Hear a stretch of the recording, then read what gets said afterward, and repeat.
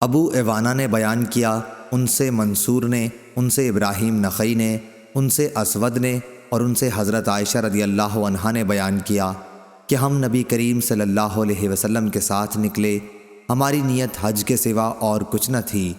پھر جب نبی کریم صلی اللہ علیہ وسلم مکہ پہنچے تو آپ صلی اللہ علیہ وسلم نے بیت اللہ کا طواف اور صفا اور مروہ کی سعی کی، لیکن آپ صلی اللہ علیہ وسلم نے احرام نہیں کھولا کیونکہ آپ صلی اللہ علیہ وسلم کے ساتھ قربانی تھی۔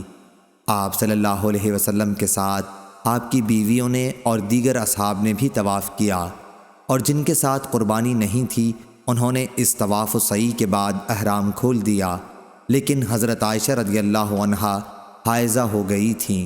سب نے اپنے حج کے تمام مناسک ادا کر لیے تھے۔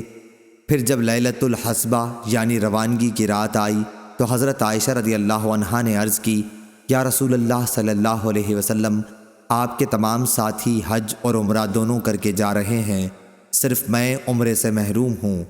آپ صلی اللہ علیہ وسلم نے فرمایا کہ اچھا، جب ہم آئے تھے تو تم حیض کی وجہ سے بیت اللہ کا طواف نہیں کر سکی تھیں؟ میں نے کہا کہ نہیں۔ آپ صلی اللہ علیہ وسلم نے فرمایا کہ پھر اپنے بھائی کے ساتھ تنعیم چلی جا اور وہاں سے عمرے کا احرام باندھ اور عمرہ کر، ہم تمہارا فلاں جگہ انتظار کریں گے۔ چنانچہ میں اپنے بھائی عبد الرحمن کے ساتھ تنعیم گئی اور وہاں سے احرام باندھا۔ اسی طرح صفیہ بنت حی رضی اللہ عنہا بھی حائضہ ہو گئی تھیں۔ نبی کریم صلی اللہ علیہ وسلم نے انہیں از راہ محبت فرمایا، اقری حلقی، تو ہمیں روک لے گی؟ کیا تو نے قربانی کے دن طواف و زیارت نہیں کیا تھا؟ وہ بولیں کہ کیا تھا۔ اس پر آپ صلی اللہ علیہ وسلم نے فرمایا کہ پھر کوئی حرج نہیں، چلی چلو۔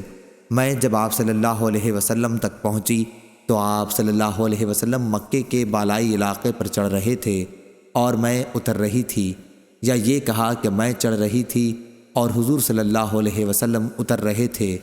مسند کی روایت میں رسول اللہ صلی اللہ علیہ وسلم کے کہنے پر ہاں کے بجائے نہیں ہے۔ اس کی مطابقت جریر نے منصور کے واسطے سے نہیں کے ذکر میں کی ہے۔ صحیح بخاری حدیث نمبر 1762۔